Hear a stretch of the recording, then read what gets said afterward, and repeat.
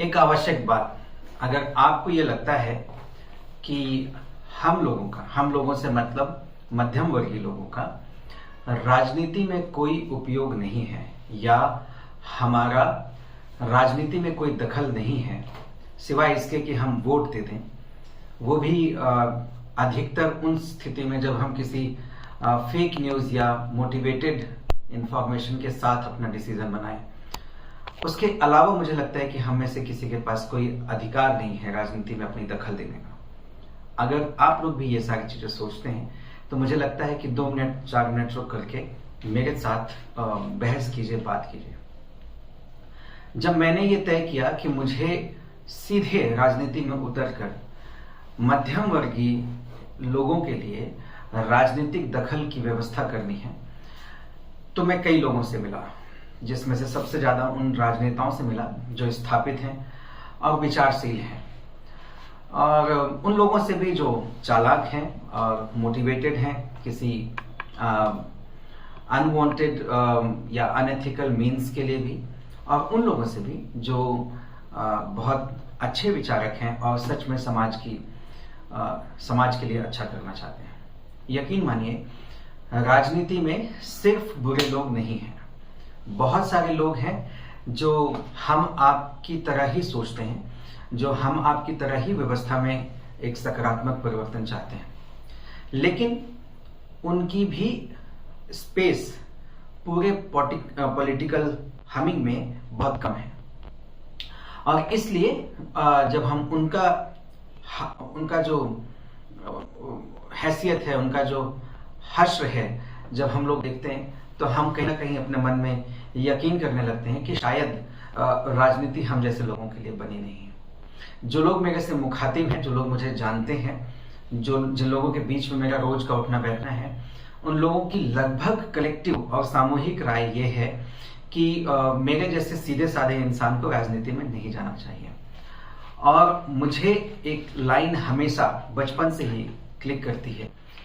कि अगर गौशाला में गाय नहीं जाएंगी तो दूसरे मवेशी जाएंगे, और मवेशी नहीं तो कुत्ते जाएंगे, कुत्ते नहीं तो गीदड़ जाएंगे, गीदड़ नहीं तो और तरह के जानवर जाएंगे। यानी कि अगर हम संसद भवन में अच्छे और ईमानदार लोगों को नहीं भेजेंगे तो नेचुरली वहां पे क्रिमिनल और खलनायक जाएंगे,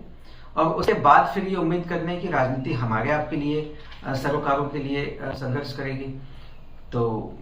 अपने आप ही बात पे मायने रह जाते हैं। और दूसरी बात यह है दोस्त कि जब मैं इन लोगों से मिल रहा था, अलग अलग तरह की राय ले रहा था, तो एक बड़ी विचारशील राय मेरे सामने आई। अच्छे नेता हैं, मैं नाम इसलिए नहीं लूंगा क्योंकि हम सब लोग प्रेजुडाइज्ड हो जाते हैं किसी के लिए, पर उन्होंने बड़े गंभीर होकर के मेरे हित को सरोकार को सामने रखते हुए उन्होंने कहा कि जितेंद्र, तुम्हारे पास 3 विकल्प हैं। एक ये है कि सिस्टम का हिस्सा बन जाओ, जो बड़े बड़े राजनेता हैं उनके पैर छुओ, उनके हाथ जोड़ो, उनके आगे पीछे घूमो, वो जैसा करते हैं करो, जैसा हो रहा है वैसा होने दो, और राजनीति में अपना एक करियर बना लो। आज से 5 साल 10 साल बाद तुम्हारी एक अच्छी राजनीति होगी, लोग तुम्हें जानेंगे और तुम एक अच्छे राजनेता बन जाओगे। दूसरा विकल्प यह है कि सुदूर किसी गांव में चले जाओ, सब कुछ छोड़ के, और गांव के लोगों की सेवा करो, उनके सुख दुख का हिस्सा बनो, उनके लिए लिखो पढ़ो, शहरों में संघर्ष करो, राजधानी में आकर के उन लोगों के लिए संघर्ष करो, गांव में उन लोगों के लिए संघर्ष करो, जिले स्तर पर उन लोगों के लिए संघर्ष करो, और 15-20 साल बाद शायद कोई चांस बने कि आप लोगों के मसीहा, लोगों के हितैषी बन करके राजनीति में आ जाओ। और तीसरा विकल्प यह है जितना कि नौकरी करो और नौकरी से लगातार पैसा बचाओ, कोशिश करो कि कुछ बच्चों को जिले में पढ़ा दो, कुछ अच्छे राजनेताओं को डोनेशन दे दो, कुछ अच्छे समाज साथ के काम में अपने पैसे खर्च करो। ये तीनों ही विकल्प बहुत हताश करते थे, और मैं बहुत दुखी होकर के उनके घर से बाहर आया। और फिर से मैं कोट करूं कि उन्होंने मेरे हित के लिए बात कही थी। उन्होंने मेरे संघर्ष से क्या होगा, लोगों का अच्छा होगा, बुरा नहीं होगा, अच्छी राजनीति बनेगी कि नहीं, एक पॉलिसी मेकिंग में एस्टैब्लिश हो पाऊंगा, ये सारी बातें तो उन्होंने बहुत दूर रखी। उन्होंने एक व्यक्तिगत सलाह मेरे हित के लिए दी, और चूंकि ये सलाह मेरे हित की थी, और कहीं ना कहीं मुझे लगता था कि अगर यही 3 रास्ते हैं तब तो दुखी होना मुनासिब है। और मैं दुखी इसलिए था कि न मैं अपने परिवार और अपने बच्चों को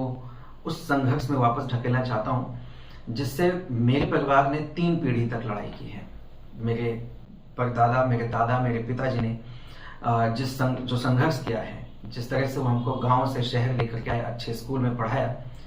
वैसा संघर्ष मैं अपने बच्चों को वापस थोप नहीं सकता। मेरे ख्याल से आप मेरी इस भावना से, मेरे इस विचार से एग्री करेंगे। तो ये विकल्प मेरे लिए नहीं है कि मैं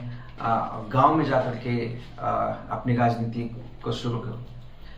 अब ऐसा नहीं कि शहर में लोगों की सफरिंग्स नहीं है, या शहर में रहेंगे तो हम गांव के लोगों की सफरिंग्स को तवज्जो नहीं दे पाएंगे, उनके प्रति सेंसिटाइज नहीं होंगे, उनको समझ नहीं पाएंगे, ये बात भी नहीं। और ये भी नहीं है कि मैं राजनीति में सिर्फ इसलिए जाऊं कि मैं करियर बनाऊं। अगर बात करियर की है तो मैं बेंगलुरु में था, अच्छी नौकरी में था, जबरदस्त नौकरी थी और बहुत अच्छे पैसे तब भी कमाता था, और अगर आज में लगा रहता तो शायद कई गुना और अच्छे पैसे बनाता। तो ये भी विकल्प नहीं है। और नौकरी करके, करियर बना के, कुछ लोगों के लिए काम करके, कुछ लोगों को और अच्छा करके, तो जिस रफ्तार से राजनीति में कुख्यात लोगों का दबदबा बढ़ रहा है, मुझे लगता है कि उसकी 1000वें प्रतिशत की रफ्तार में भी हम अच्छे लोगों को मेन स्ट्रीम पॉलिटिक्स में डालने के लिए 1 पीढ़ी तक का इंतजार नहीं कर सकते। यानी कि ये तीनों विकल्प सही नहीं थे,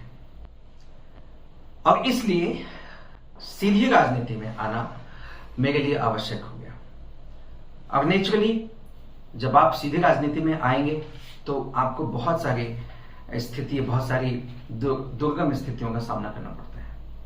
वो स्थितियां क्या है, वो तकलीफें क्या है, वो संघर्ष क्या है, इन सब में मैं आपका साथ चाहता हूं। और आप मेरा साथ तभी दीजिएगा जब आपको ये विश्वास होने लगे कि हम और आप जैसे लोग राजनीति में सीधे दखल करके अपने सरोकारों के लिए नीति निर्धारण का काम कर सकते हैं। अगर ऐसा आपको नहीं लगता है तो शायद मेरे साथ जुड़ना या मेरे संघर्ष का हिस्सा बनना, शायद आपके पास उतनी इच्छा शक्ति पैदा नहीं होगी, पर उसके लिए भी आप सबका धन्यवाद। Thank you.